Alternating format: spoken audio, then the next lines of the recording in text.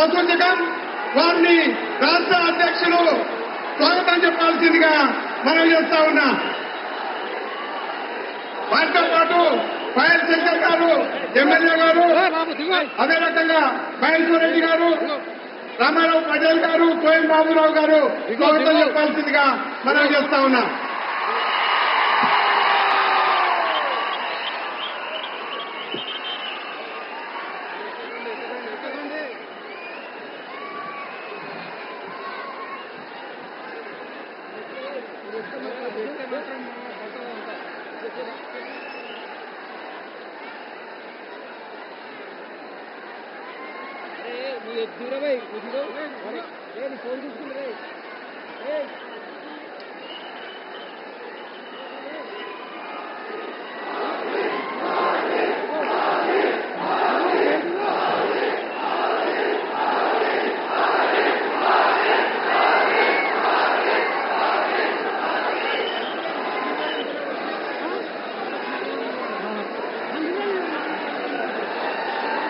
అరే ఎవరెక్తాను ఫోన్ తీసుకుంటా అల్లియా నేను దొరకాలి ఆలియా ఎక్కినాడు ఇటమ్మా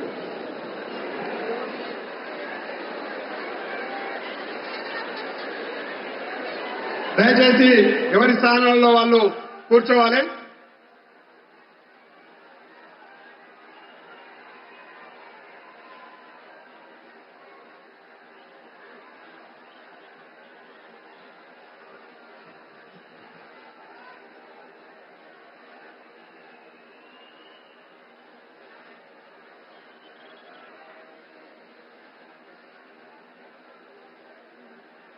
అందరూ కూడా కూర్చోవాలి. దయచేసి అందరూ కూర్చోవాలి ప్లీజ్.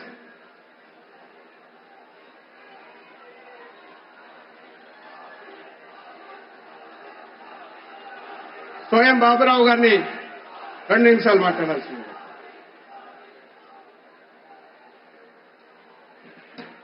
भारत माता की, भारत माता की, నరేంద్ర మోదీ గారి నాయకత్వం, నరేంద్ర మోదీ గారి నాయకత్వం.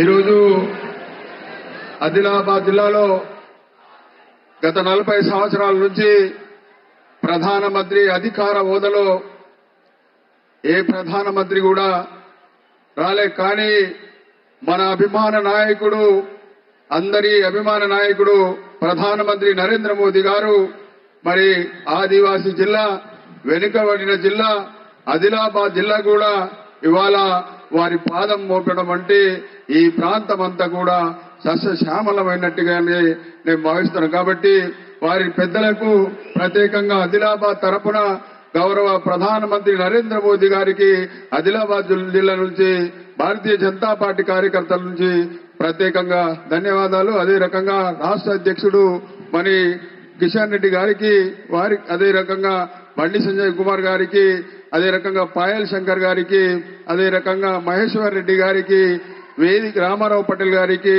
హరీష్ బాబు గారికి, ముగ్గురు జిల్లా అధ్యక్షులకు అందరికి కూడా నా హృదయపూర్వక నమస్కారాలు. साहब जी, हमारा आदिलाबाद जिला में जो 75 साल से हमारे लोग मांग है कि यहाँ से आरमूर तक लाइन होना बोल के लोग पूरा पूछ रहे. उसके लिए आपको हमारे आदिलाबाद के पश्चिम से तरफ से आपको हम विनती कर रहे, जरूरी ये पिछड़े जिला को ट्रेन सौकर करेंगे बोल के मैं आपको गुजारिश कर रहा हूँ. वैसे ही यहाँ पर तेलंगाना राष्ट्र में हर पार्लियामेंट में यूनिवर्सिटीज है, लेकिन यहाँ पार्लियामेंट में एक भी यूनिवर्सिटी नहीं, इसलिए यहाँ पर एक यूनिवर्सिटी देना बोल के सभी उसलिए आपको विनती कर रहा हूँ. वैसे ही अपना यहाँ पर एयरपोर्ट नहीं, एयरपोर्ट के लिए भी कोशिश करेंगे बोल के आपको मैं आभारी के मेरा ना उपन्यासाన్ని నేను ముగిస్తున్నాను. స్థానిక శాసనసభ్యులు పాయల్ శంకర్ గారిని 2 నిమిషాలు మాట్లాడాల్సిందిగా కోరుతాను.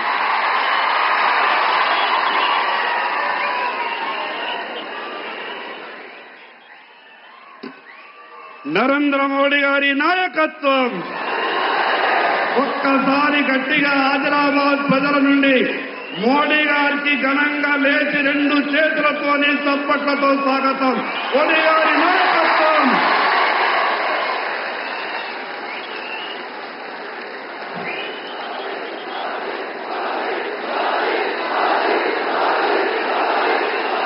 ప్రజలు ఆదిలాబాద్ కు విచ్చేసినటువంటి భారత ప్రధానమంత్రి నరేంద్ర మోడీ గారికి ఆదిలాబాద్ జిల్లా ప్రజల తరపున, ఆదిలాబాద్ ప్రజల తరపున స్వాగతం, సుస్వాగతం.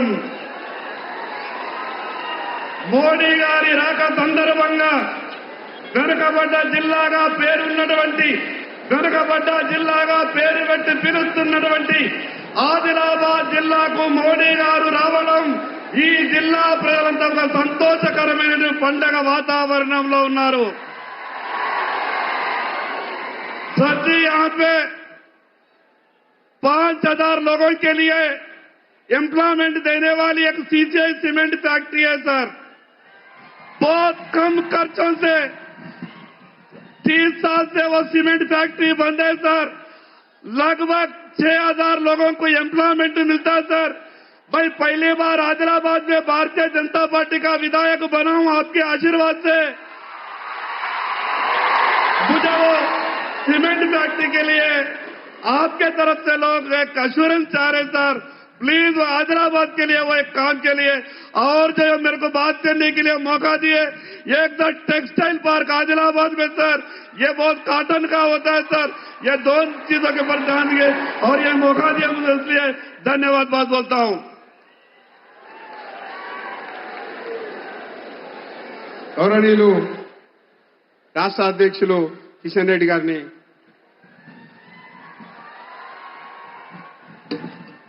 భారత్ మాతా కీ. ఆదిలాబాద్ అంటే ఆదివాసీల అడ్డ, కొమరం భీం సంబంధించినటువంటి గడ్డ ఇది. కాబట్టి మనమందరం కూడా మరి వీరులకు సంబంధించినటువంటి గడ్డలో పుట్టినాం. కాబట్టి మనమందరం కూడా రెండు చేతులు పిడికిలు బిగించి నినాదం ఇవ్వాలి. భారత్ మాతా కీ, భారత్ మాతా కీ, జై శ్రీరామ్. శ్రీవార్ రామచంద్ర మహారాజ్ కి, నరేంద్ర మోడీ గారి నాయకత్వం, నరేంద్ర మోడీ గారి నాయకత్వం, భారతీయ జనతా పార్టీ.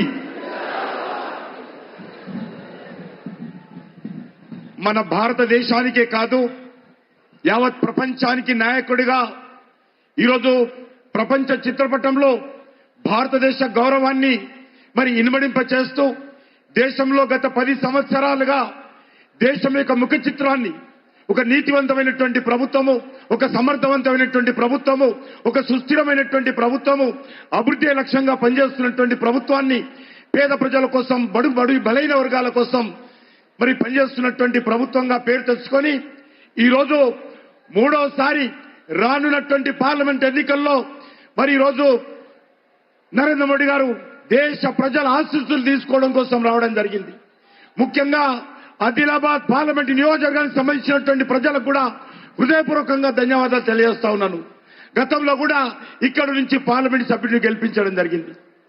ఈసారి నరేంద్ర మోడీ గారు మరి మూడోసారి దేశ ప్రధానమంత్రిగా ఈ యొక్క అన్ని వర్గాల ప్రజల ఆశీస్సులు అందజేసి ఆయనను మనం ఆశీర్వదించాల్సిన అవసరం ఉంది. అందుకే నరేంద్ర మోడీ గారు ఈరోజు విజయ సంకల్ప యాత్ర పేరుతో మన తెలంగాణలో జరుగుతున్నటువంటి కార్యక్రమంలో భాగంగా ఈరోజు హైదరాబాద్ ప్రజల ఆశీస్సుల కోసం నరేంద్ర మోడీ గారు వచ్చారు. కాబట్టి మనందరం కూడా వారికి హృదయపూర్వకంగా స్వాగతం పలికి రానున్నటువంటి ఎన్నికల్లో భారతీయ జనతా పార్టీని మరి ఈ యొక్క తెలంగాణ రాష్ట్రం నుంచి 17కు 17 సీట్లు గెలిపించాల్సిందిగా నేను ఈ సందర్భంగా కోరుకుంటూ హైదరాబాద్ లో మరి ఉన్నటువంటి ఎంఐఎం సీటును కూడా ఓడించి ఈరోజు భారతీయ జనతా పార్టీ జెండా ఎంఐఎం సీట్లో కూడా గెలిపించాల్సినటువంటి అవసరం ఉందని మనం చేస్తున్నాను. ఈ రాష్ట్రంలో బీఆర్ఎస్ పార్టీ భవిష్యత్తు లేదు, కేసీఆర్ భవిష్యత్తు లేదు. కేసీఆర్ పార్టీ నిన్నటి పార్టీ, కేసీఆర్ పార్టీకి రేపనేది లేదు. ఎందుకంటే 10 సంవత్సరాలుగా కేసీఆర్ కుటుంబ పాలన తెలంగాణ ప్రజల మీద వృద్ధి చేసినటువంటి నిర్వాకము, అవినీతి, అహంకార పూరితమైనటువంటి నియంత్రిత ప్రభుత్వం మనం చూశాము. అందుకే ప్రజలు కేసీఆర్ పార్టీని తిరస్కరించారు.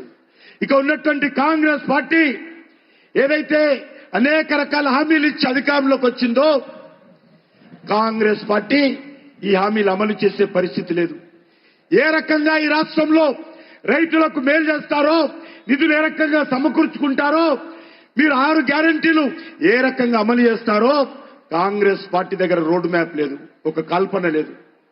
కాంగ్రెస్ పార్టీ ఓటు బ్యాంక్ రాజకీయాలు తప్ప వచ్చే పార్లమెంట్ ఎన్నికలు దృష్టి పెట్టుకొని ప్రజలను మభ్యపెట్టేటువంటి ప్రయత్నం చేస్తుంది తప్ప కాంగ్రెస్ పార్టీ దగ్గర ఏ రకమైనటువంటి ఎజెండా లేదు. ఎన్నికలకు ముందు గ్యారెంటీలు ఇచ్చారు. రైతులకు రైతు బంధు పెంచుతాము, రైతులకు సంబంధించి అన్ని రకాలుగా ఆదుకుంటామని చెప్పారు. నిరుద్యోగ భృతి ఇస్తామని చెప్పారు. మహిళలకు 2500 రూపాయలు నెలకి ఇస్తామని చెప్పారు. కానీ మనం చేస్తున్నాను ఏది కూడా కాంగ్రెస్ పార్టీ చేయదు. ఈ తెలంగాణ బాగుపడాలంటే, తెలంగాణ మరింతగా ఒక భవ్యమైనటువంటి తెలంగాణగా నిర్మాణం జరగాలంటే వచ్చేటువంటి పార్లమెంట్ ఎన్నికల్లో నరేంద్ర మోడీ గారి నేతృత్వంలో అద్భుతమైనటువంటి మెజార్టీ తెలంగాణలో రావాలి. ఈ యొక్క ఆదిలాబాద్ పార్లమెంట్ లో కూడా అద్భుతమైనటువంటి మెజార్టీతో మన భారతీయ జనతా పార్టీ అభ్యర్థి గెలవాలి. అందుకే మీ అందరినీ కోరుతూ ఈ యొక్క కార్యక్రమంలో పాల్గొంటున్నటువంటి మీ అందరికీ ధన్యవాదాలు తెలియజేస్తూ సెలవు తీసుకుంటున్నాను. ఇప్పుడు మన ప్రియతమ ప్రధానమంత్రి నరేంద్ర మోడీ గారు మన ఉద్దేశించి ప్రసంగిస్తారు.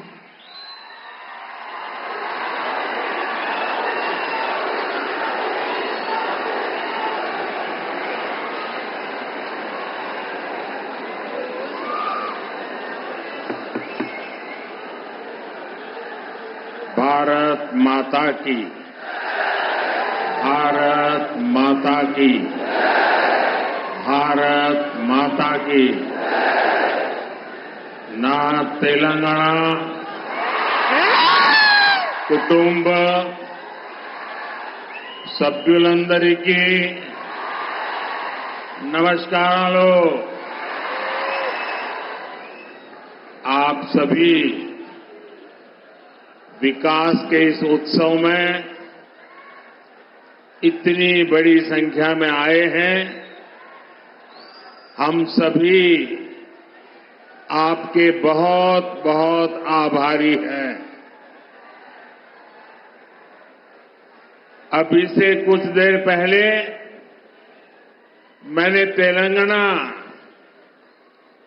और देश के विकास से जुड़ी हजारों करोड़ रुपए की विकास परियोजनाओं का लोकार्पण और शिलान्यास किया है.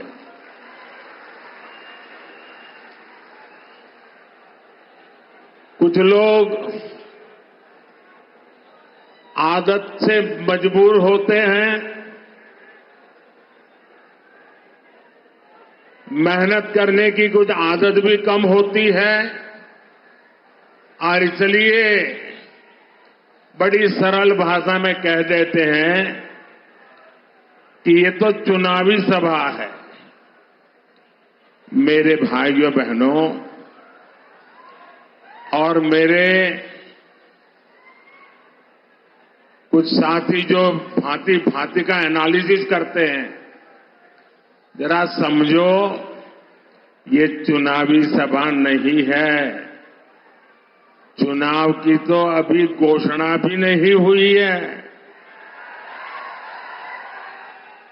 आज देश में विकास का जो उत्सव चल रहा है उसमें मैं अपने तेलंगाना के भाइयों और बहनों के बीच ये विकास का उत्सव मनाने आया हूं. मेरी बात से आप सहमत हैं ना? सहमत हैं ना? इतनी बड़ी संख्या में माताएं बहनें आई हैं, आप सहमत हैं ना? मैं हिंदी बोलूंगा तो चलेगा ना? क्योंकि मैं तेलुगु में भाषण नहीं कर सकता हूं. लेकिन ये आपका प्यार है कि आप मेरी बात सुनना भी चाहते हैं, समझने का प्रयास भी करते हैं और फिर भी इतना प्यार देते हैं, इतना आशीर्वाद देते हैं। मैं आपका बहुत आभारी हूं। साथियों, बीजेपी की केंद्र सरकार किस स्पीड से और कितने बड़े स्केल से विकास उत्सव मना रही है, ये बताने के लिए मैं आपको और देश को, और ये जो बार बार चुनाव लिखते हैं ना, उनको खास मैं 15 दिन का हिसाब देता हूं। दे दूं आपको? मेरा 15 दिन का हिसाब दे दूं? देखिए 15 दिन में क्या क्या हुआ। 15 दिन में 2 IIT, 1 triple IIT DM, 3 IIM और 1 Indian institute of skills IIS, इसके कैंपस का लोकार्पण हुआ। 15 दिन में देश के अलग अलग राज्यों में 5 एम्स का लोकार्पण हुआ। 15 दिन में किसानों के लिए दुनिया की सबसे बड़ी स्टोरेज स्कीम शुरू हुई। 15 दिन में 18,000 कोऑपरेटिव्स के कंप्यूटराइजेशन के काम पर पूरा होने का लोकार्पण हुआ। 15 दिन में सिंदरी में देश के बड़े खाद कारखाने का लोकार्पण हुआ। 15 दिन में भारत के सबसे लंबे केबल आधारित ब्रिज का लोकार्पण हुआ है। 15 दिन में रेलवे से जुड़ी 2000 से अधिक परियोजनाओं का शिलान्यास और लोकार्पण हुआ। 15 दिन में ही ऑयल और गैस सेक्टर से जुड़े 1.5 लाख करोड़ रुपए से ज्यादा के प्रोजेक्ट देश को मिले हैं। 15 दिन में ही केजी बेसिन में फर्स्ट ऑयल का लोकार्पण हुआ है। वहां से निकले कच्चे तेल के पहले टैंकर को हरी झंडी दिखाई है। 15 दिन में ग्लोबल टेक्सटाइल इवेंट का उद्घाटन हुआ है। 15 दिन के ये काम आत्मनिर्भर भारत से विकसित भारत के निर्माण को और सशक्त कर रहे हैं। अब बताइए, ये विकास का उत्सव है कि नहीं है? ये लोगों के कल्याण का उत्सव है कि नहीं है? ये लोगों की भलाई का उत्सव है कि नहीं है? अरे चुनाव तो जब आएगा तब देखा जाएगा। मुझे तो देश को आगे बढ़ाना है। मैं सही बोल रहा हूं ना?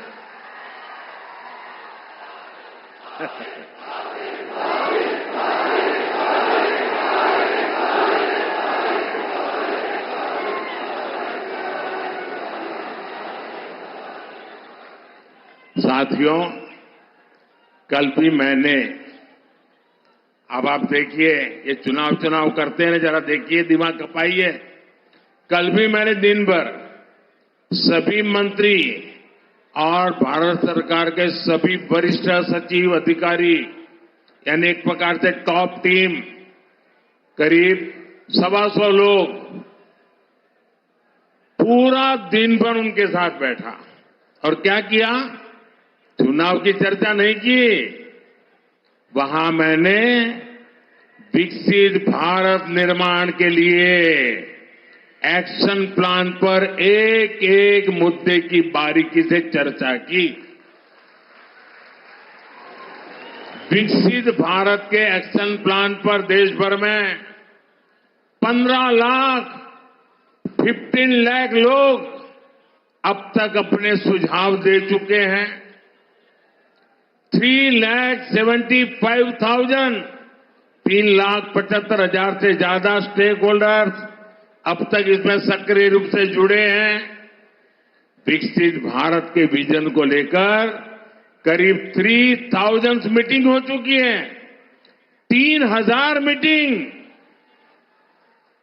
देश को विकसित बनाने के लिए दिन रात काम, करीब 1200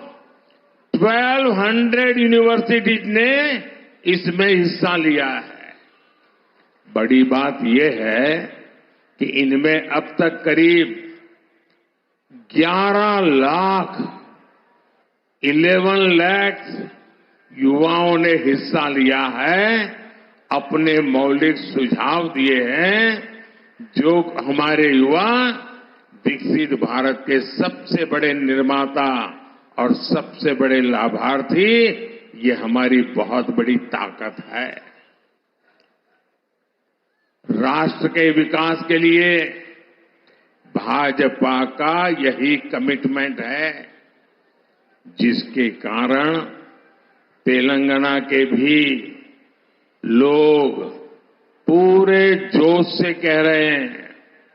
तेलंगाना के गांव-गांव से आवाज आ रही है, नौजवान भी बोल रहा है, बुजुर्ग भी बोल रहे हैं, महिलाएं भी बोल रही हैं, शहर वाले भी बोल रहे हैं, किसान भी बोल रहा है, मजदूर भी बोल रहा है। अब की बार 400 पार, अब की बार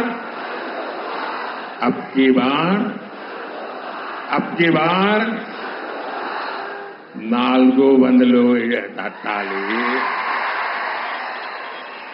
బీజేపీకి ఓటు వేయాలి।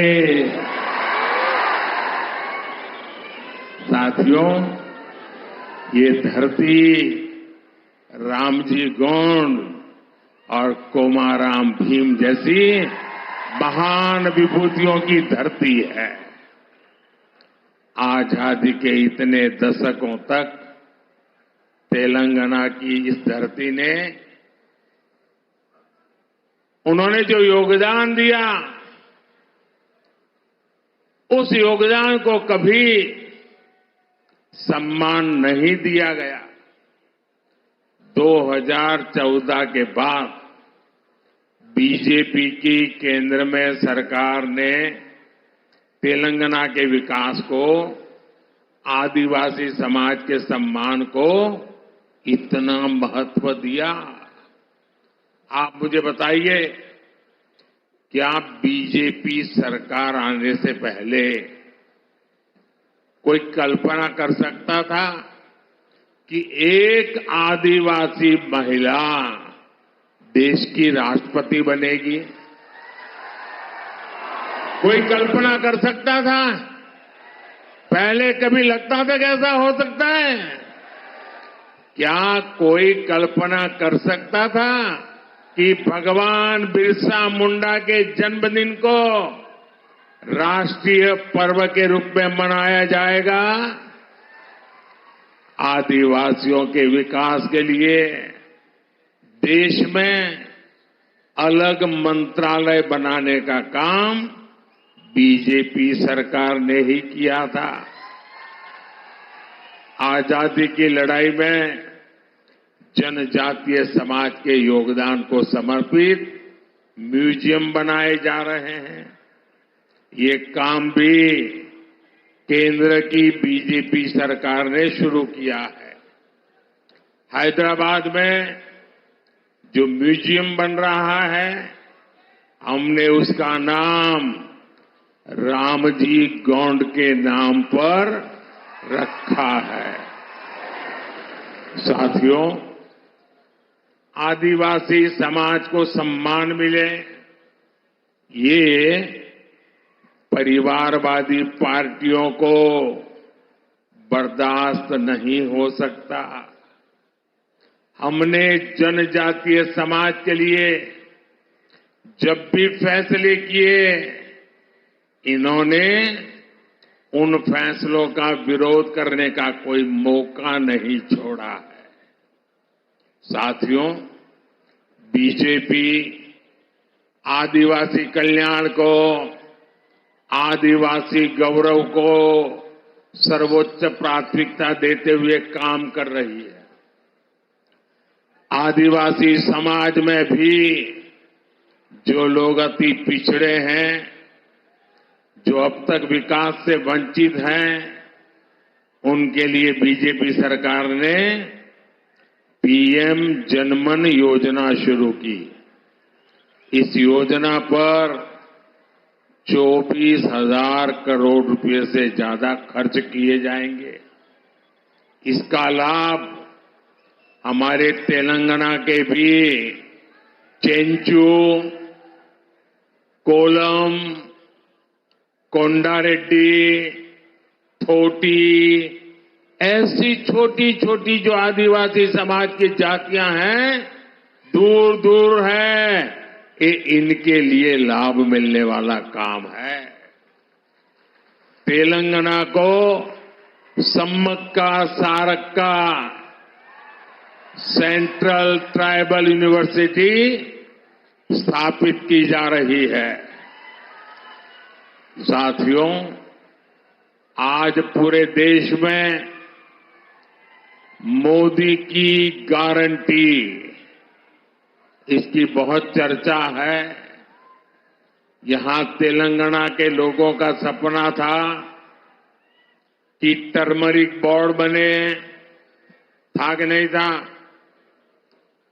तेलंगाना के किसानों के लिए टर्मरिक बोर्ड अब एक सच्चाई बन चुका है कि नहीं चुका है? बन गया ना?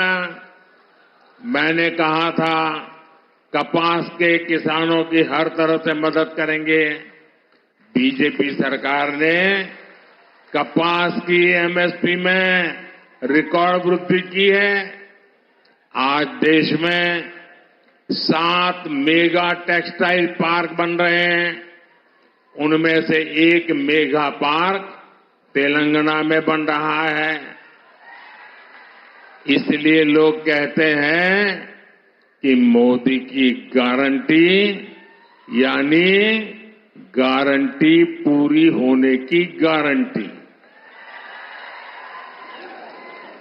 మోదీ గ్యారంటీ అంటే గ్యారంటీగా పూర్తి అయ్యే గ్యారంటీ। साथियों, तेलंगाना के लोग ये जान चुके हैं कि परिवारवादी पार्टियों के चेहरे अलग हो सकते हैं, लेकिन चरित्र एक ही होता है। और ये चरित्र क्या है? 2 पक्की चीजें हैं उनके चरित्र में, एक झूठ, दूसरा लूट।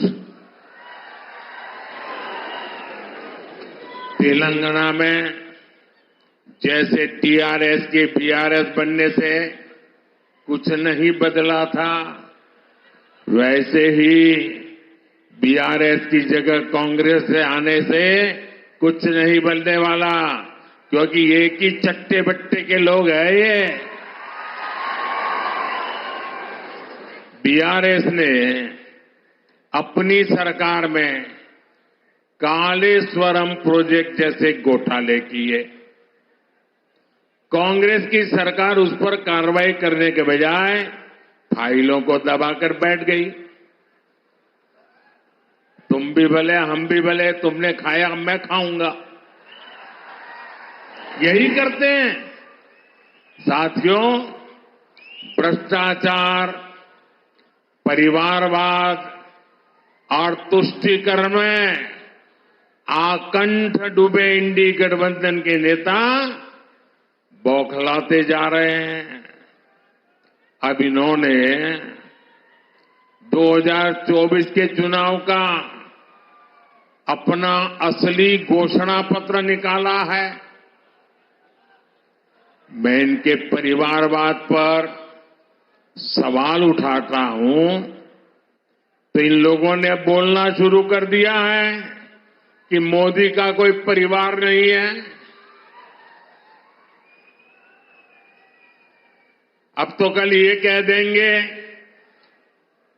कि तुम कभी जेल में तुझे सजा नहीं हुई इसलिए तुम राजनीति में नहीं आ सकते, ये भी कह देंगे। तेलंगाना के मेरे भाइयों बहनों, मेरा जीवन खुली किताब जैसा है।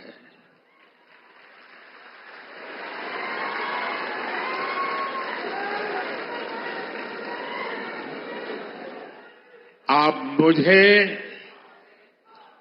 देशवासी भली भांति जानते हैं, समझते हैं। मेरी पल पल की खबर देश रखता है और कभी मैं रात देर तक जब काम करता हूं और खबर बाहर निकल जाती है तो देश से लाखों लोग मुझे लिखते हैं, बताते हैं कि इतना काम मत करिए, कुछ आराम करिए। ये प्यार भाइयों बहनों, एक सपना लेकर के बचपन में घर छोड़ा था और जब मैंने अपना घर छोड़ा एक सपना लेकर के चला था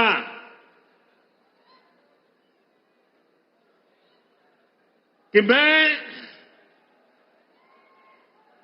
देशवासियों के लिए जीऊंगा।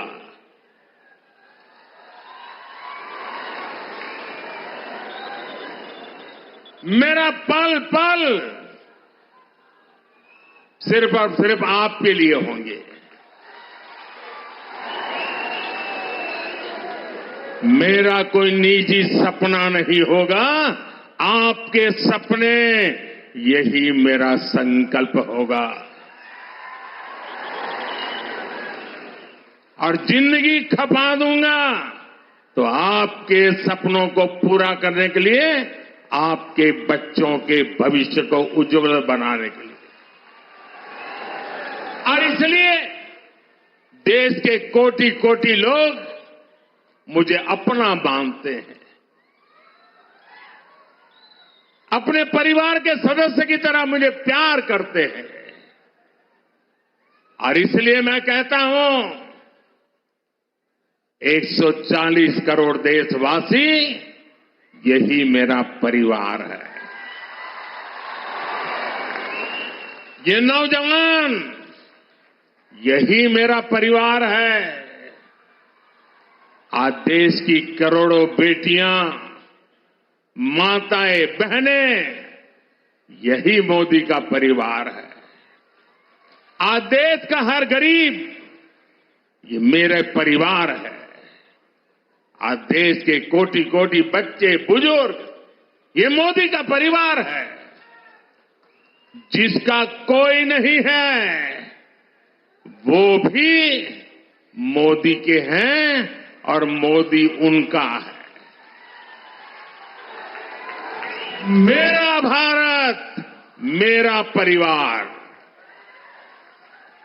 मेरा भारत, मेरा परिवार, यही भावनाओं का विस्तार लेकर के मैं सपनों को संकल्प के साथ सिद्ध करने के लिए आपके लिए जी रहा हूं, आपके लिए जूझ रहा हूं और आपके लिए जूझता रहूंगा।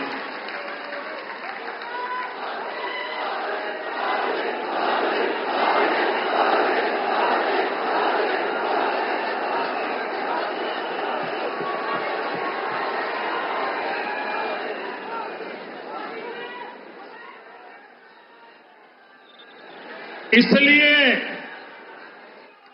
आज पूरा देश एक सुर में कह रहा है, मैं हूं मोदी का परिवार,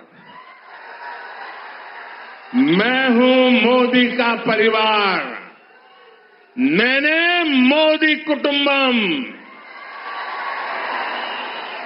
आप भी मेरे साथ बोलिए, मैं हूं मोदी का परिवार, मैं हूं, मैं हूं, मैं हूं, मैं हूं नेने मोदी कुटुंबम, नेने, नेने, नेने। साथियों, आखिर में मैं तेलंगाना के लोगों को, देश के अन्य लोगों का एक संदेश भी देना चाहता हूं और गर्व से भरे हुए लोगों को मैं कहना चाहता हूं, राम मंदिर में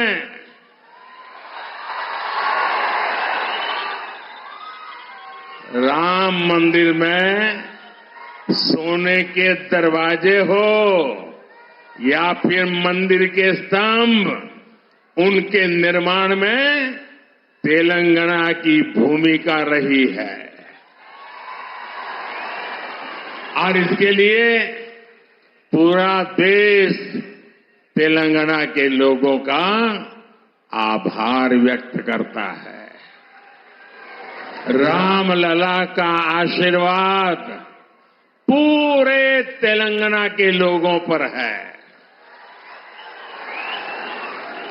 हम विकसित भारत, विकसित तेलंगाना का लक्ष्य जरूर हासिल करेंगे। भाइयों बहनों, मैं आपसे यही आग्रह करता हूं कि 2047 25 साल हमारे पास है। इतनी मेहनत करनी है, इतनी मेहनत करनी है, देश को दुनिया के समृद्ध देशों की बराबरी में ला करके खड़ा रखना। हमारे मां बाप को तो मुसीबतों में जिंदगी गुजारनी पड़ी, लेकिन अपने बच्चों को मुसीबत में जीने के लिए मजबूर नहीं करेंगे। और इसलिए तेलंगाना, मुझे आपका आशीर्वाद चाहिए, मुझे आपका अपार प्रेम चाहिए। मैं आपका प्यार का भूखा हूं और एक सेवक के नाते आपको समर्पित हूं। मेरे साथ बोलिए, भारत माता की। दोनों मुट्ठी बंद करके पूरी ताकत से बोलिए, भारत माता की, भारत माता की, भारत माता की, भारत माता की। बहुत बहुत धन्यवाद।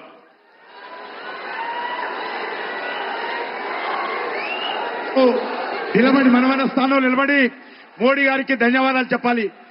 భారత్ మాతా की, भारत माता की।